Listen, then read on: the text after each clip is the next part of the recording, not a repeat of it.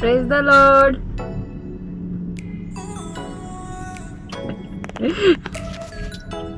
Con làm nè. Con làm nè. Con làm. Con làm nè.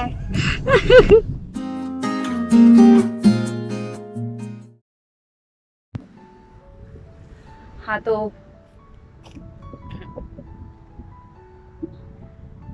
हम हैं Saudi अरब में, और सऊदी अरब में सिटी है इंडस्ट्रियल सिटी जुबैल। तो बेसिकली ये रेजिडेंशियल एरिया नहीं है, पर पास में हमारे पास बीच है और यहाँ बहुत सारे इंडस्ट्रियल पोर्ट हैं। इसलिए because of this industrial port in लोगों ने एक सिटी को रीअरेंज किया हुआ है। इंडस्ट्रियल सिटी है जुबैल। तो हमारा घर पास में ही है। फ्रॉम कार 5 मिनट और 10 मिनट डिस्टेंस है, पास में ही है। तो आज हम सीखेंगे और जानेंगे। पिछले वीडियो को आप लोगों ने शेयर किया, लाइक किया, थैंक यू सो मच। इसी तरह सपोर्ट करते रहिए। तो जैसे मैंने पिछले वीडियो में मैंने बात किया था कि हम जानेंगे कैसे परमेश्वर की आवाज़ को सुना जाता है, आत्मा क्या है, शरीर क्या है, प्राण क्या है, कैसे काम करते हैं। तो आज जो स्पेसिफिकली हमने जो सुनना है, सीखना है, वो है how to access the voice of God. मतलब हमको परमेश्वर की आवाज़ तक कैसे पहुंचना है। तो हम समझने और सीखने से पहले थोड़ा सा मेरे पीछे देख लीजिए। ये गार्डन है स्मॉल सा, ये रोड है इस साइड से, और ये उधर पीछे साइड समुद्र है। तो हम आज सीखने के लिए जाएंगे कि कैसे परमेश्वर की आवाज़ को पहुंचा जा सकता है। जैसे मैं आपको एग्जांपल दूंगी कि कभी आपने डॉग बार्किंग सुना होगा, कुत्ते का भौंकना सुना होगा। कुत्ते का कैसे भौंकते हैं?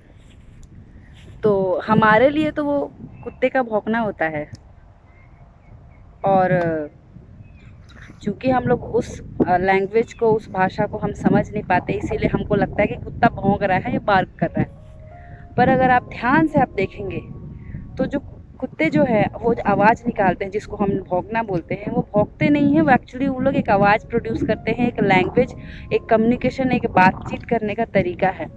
तो इसको जो समझने के लिए जिस पर्सन को, जिस डॉग फ्रेंड को, या बोल सकते हैं डॉग अपनी प्रजाति से बात करने के लिए बार्किंग करता है, तो ये लोग एक दूसरे की लैंग्वेज समझते हैं।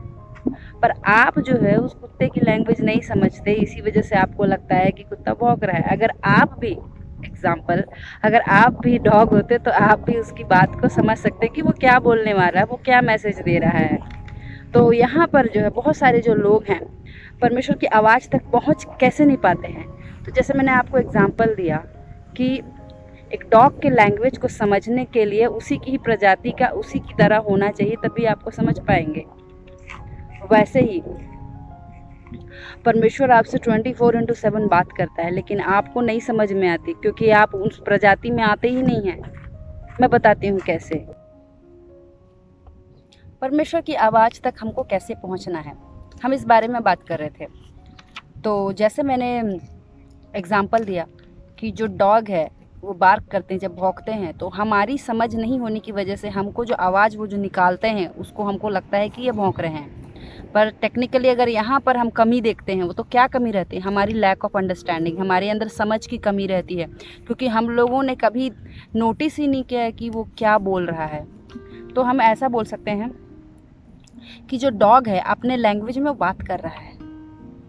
Dog is speaking in the sense of their dog colleague, dog friends. तो वो लोग एक दूसरे से बात करते होते हैं। तो बात यह है कि हम जो है परमेश्वर की आवाज़ तक नहीं पहुंच पाते। क्यों? क्योंकि हमको समझ में नहीं आता है कि वो क्या बोल रहे हैं। अब क्यों समझ में नहीं आता है, इसके पीछे एक कारण है। मैं अगर आपको बाइबल में से एग्जांपल दूं, यूहन्ना 8:43 में आपके लिए पढ़ती हूँ। इसमें लिखा है जॉन 8:43, तुम मेरी बात क्यों नहीं समझते? इसलिए कि तुम मेरा वचन सुन नहीं सकते। इसी को इंग्लिश में पढ़ूँ तो लिखा है Why do ye not understand my speech, even because ye cannot hear my word? तो यहाँ हम लोग क्यों नहीं समझ पाते हैं? तो मेरे प्रियो, आपको मैं बताना चाहूँगी कि अगर आप बाइबल पढ़ते होते हैं तो आपको पता होता है कि परमेश्वर जो है कहता है क्या है, परमेश्वर के जो शब्द हैं वो आत्मा है। The word of God is a spirit. ठीक है, तो अब हम लोग सोचते हैं कि अरे ठीक है, परमेश्वर एक आत्मा है और उनके जो शब्द हैं, क्योंकि हम यूहन्ना 1:1 में पढ़ते हैं कि आदि में वचन था, वचन परमेश्वर था, वचन परमेश्वर के साथ था और वही परमेश्वर का वचन था। तो यहाँ हम लोग इसको जानना क्यों ज़रूरी है? क्योंकि परमेश्वर जो है एक आत्मा है, तो परमेश्वर से निकला हुआ जो शब्द है, जो वर्ड है, वो भी एक आत्मा है, वो स्पिरिट है। अब जो है परमेश्वर सर्वभौम गॉड है। ठीक है, वो एक गॉड है, वो लैंग्वेज नहीं चेंज करेगा आपके लिए। परमेश्वर अपने स्पिरिचुअल रियल्म में ही बात करेगा, स्पिरिचुअल लैंग्वेज में ही बात करेगा। तो आपको परमेश्वर की आवाज़ को समझने के लिए स्पिरिचुअल रियल्म में ही जाना पड़ेगा, क्योंकि परमेश्वर जो बोलते हैं वो स्पिरिट में बोलते हैं। तो आपको भी किस रियल्म में होना चाहिए? जैसे डॉग का लैंग्वेज को समझने के लिए डॉग ही होता है, वो डॉग रियल्म होता है। वैसे ही अगर परमेश्वर स्पिरिट में बोल रहा है तो आपको क्या चाहिए? आपको भी स्पिरिट में होना चाहिए, तभी आप उस चीज़ को समझ पाएंगे। तो अगर आपका शरीर या आप अगर स्पिरिट के लिए सेंसिटिव हैं, तभी आप परमेश्वर की आवाज़ को सुन पाएंगे। अगर आप उस स्पिरिचुअल रियल्म से बाहर रहेंगे, शरीर में रहेंगे, तो आपको वो चीज़ नहीं सुनाई देगी, नहीं दिखाई देगी। ठीक है, तो हम आगे क्या देखते हैं? हम लोग जब यूहन्ना का किताब देखते हैं, अगर आपके पास बाइबल है तो आप मेरे साथ खोलिएगा, यूहन्ना 6:63, 6:63। यहाँ लिखा हुआ है, आत्मा तो जीवनदायक है, शरीर से कुछ लाभ नहीं। जो बातें मैं तुमसे कही हैं वे आत्मा हैं, जो बातें मैंने तुमसे कही हैं वे आत्मा हैं और जीवन भी हैं। अगर मैं इंग्लिश में इसको पढ़ूँ तो लिखा है, it is the spirit that quickeneth, the flesh profiteth nothing, the word that I speak to you, they are spirit and they are life। तो इसको समझने के लिए मैं एक स्मॉल सा एग्जांपल देती हूँ कि एक सिर्फ इंग्लिश बोलने वाला या सिर्फ एक हिंदी बोलने वाला और समझने वाला व्यक्ति अगर अपनी बात जो है समझाना चाहेगा किसी जर्मन इंसान को, जो या बोलोगे फ्रेंच वाले इंसान को जिसको इंग्लिश नहीं आती है, तो अगर ये दोनों को एक दूसरे से बात करनी होगी तो क्या ये लोग अपनी लैंग्वेज बोलेंगे तो एक दूसरे को समझ पाएंगे? नहीं समझ पाएंगे। क्यों? क्योंकि जो पहला पर्सन है वो सिर्फ इंग्लिश ही जानता है पढ़ने सुनने, जो दूसरा पर्सन है वो सिर्फ वो दूसरा लैंग्वेज जानता है। तो ये इस वाले को पहले वाले की बात नहीं समझ में आती है और पहले वाले को दूसरे बात की बात समझ में नहीं आती, क्योंकि उन लोगों ने वो सीखा ही नहीं, वो लर्न ही नहीं किया। तो इन लोग इस प्रकार से इनकी अंडरस्टैंडिंग प्रॉब्लम है। अगर मैं इसको दूसरे भाषा में ऐसे बोलूं कि परमेश्वर जो है स्पिरिट है, ठीक है, पर हम क्या करते हैं, हम क्या बोलते हैं? हम इंग्लिश बोलते हैं, कई लोग हिंदी बोलते हैं, कई लोग अलग लैंग्वेज बोलते हैं।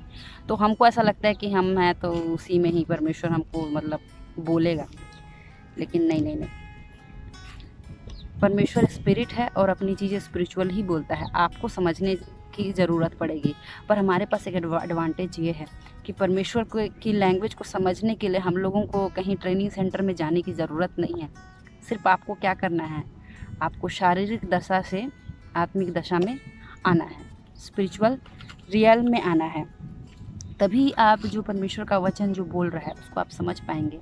तो देखो, अगर मैं आपको बोलूँगी कि कैसे आप बात कर रहे हो कि स्पिरिट में हमको आना है या जाना है, मैं आपको एक बाइबल में से एग्जांपल देती हूँ। जब हम लोग जॉन का किताब जो पढ़ते हैं, प्रकाशित वाक्य किसने लिखा था? यूहन्ना ने लिखा था, है ना।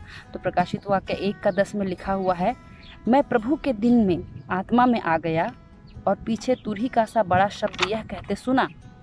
इसका मतलब क्या है कि जब यूहन्ना शारीरिक दशा में था तब परमेश्वर की आवाज़ को वो नहीं सुन पा रहा था, पर जब उसने अपने शारीरिक दशा को छोड़ा, संसारिक चीज़ों को छोड़ा, जब स्पिरिट में रहा, तब वो परमेश्वर की आवाज़ को सुना। और यहाँ पर बोलता है तुरही का सा शब्द, नॉर्मली तुरही हमको तुरही जैसे ही सुनाई देता है ना, कुछ जो म्यूजिक बज रहा है, लेकिन वो तुरही में भी उसको समझ में आए कि ये तुरही में भी कुछ मतलब निकल रहा है, कुछ बोल रहे हैं। तो ये कब हो पाया? जब ये जो यूहन्ना है अपने शारीरिक दशा से स्पिरिट दशा में आया। तो हम ऐसा बोल सकते हैं,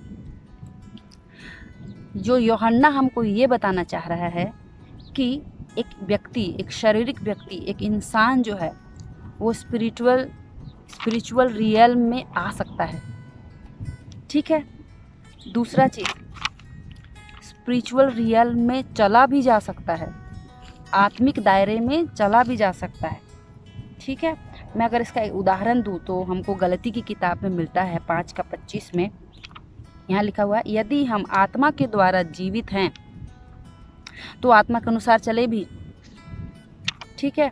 और यहाँ और भी हमको एग्जाम्पल मिलते हैं। अगर थोड़ा सा गलती 5:22 थोड़ा आगे देखो तो उसमें बताता है कि जो आत्मा है ना, मतलब आप आत्मा के दायरे में आ भी सकते हैं, चल भी सकते हैं। और आपको जब बाइबल आप पढ़ेंगे आपको पता चलेगा कि आत्मा के फल भी होते हैं। तो आत्मा के फल को पढ़ने के लिए अगर गलती की किताब 5:22 में आप जाओगे तो उसमें लिखा होता है, पर आत्मा का फल प्रेम, आनंद, शांति, धीरज, कृपा, भलाई, विश्वास, नम्रता और संयम है। ऐसे कामों के विरोध में कोई भी व्यवस्था नहीं। तो यह हमको प्रूफ मिल गया कि एक आत्मिक दायरा भी एक दुनिया होता है जिसमें परमेश्वर बात करता है। तो आप उसमें जा भी सकते हैं, उसमें चल भी सकते हैं, और उसके अलग अलग प्रकार के जो फल हैं उसके बारे में भी आपको पता चलता जाएगा। तो हमको क्या क्या चाहिए अब जो है परमेश्वर की आवाज़ तक पहुंचने के लिए, हमको क्या क्या ज़रूरत है, कौन कौन सा एलिमेंट हमको रिक्वायर्ड है, कौन कौन से तत्व हमको चाहिए। तो आप मेरे साथ अगर आप बने हैं तो मैं बताऊंगी। पहला चीज़ आप नोट करिएगा जो हमको ज़रूरत है, वो एक लाइट की ज़रूरत है। ठीक है। लाइट की ज़रूरत इसीलिए है क्योंकि जब कभी लाइट या प्रकाश हमारे जीवन में आता है तो अंधेरा उससे हट जाता है, हमको रोशनी दिखाई देता है। जैसे अगर अभी मैं बोलूँ, अभी हम यहाँ बैठे हैं, आप मेरे को देख रहे हैं, ये पेड़ देख रहे हैं, क्यों देख पा रहे हैं? क्योंकि यहाँ पर प्रकाश है, यहाँ लाइट है, इसी वजह से देख पा रहे हैं। और क्यों देख पा रहे हैं? क्योंकि आपके पास क्या है? आँखें। तो दो हमारे पास तत्व बहुत ज़रूरी है परमेश्वर की आवाज़ तक पहुँचने के लिए। एक तो प्रकाश का होना ज़रूरी, एक लाइट का होना का ज़रूरी है, और दूसरा आँखों का होना ज़रूरी है। अब ये तो हम लोग शारीरिक दशा में बोल रहे हैं कि हमको लाइट चाहिए, आँखें चाहिए। जिस तरह से सांसारिक दायरा में हमको लाइट और आँखें चाहिए, वैसे ही same to same spiritual real में, आत्मिक दायरे में भी आत्मिक लाइट चाहिए और आत्मिक आँखें चाहिए। तो आत्मिक लाइट कौन सा देता है? हम बाइबल पर पढ़ते हैं तो हमको जो दो रिक्वायरमेंट्स जो हमने देखा, वो सांसारिक दायरे में जैसे हमको लाइट की ज़रूरत होती है, आँखों की ज़रूरत होती है, वैसी सेम हमको आत्मिक जीवन में भी, आत्मिक दायरे में भी आत्मिक लाइट होना चाहिए, आत्मिक प्रकाश होना चाहिए और आत्मिक आँखें भी होनी चाहिए। तो बाइबल हमको बताती है कि नया नियम में हम पढ़ते हैं तो यीशु मसीह जगत की ज्योति है। तो परमेश्वर क्या है?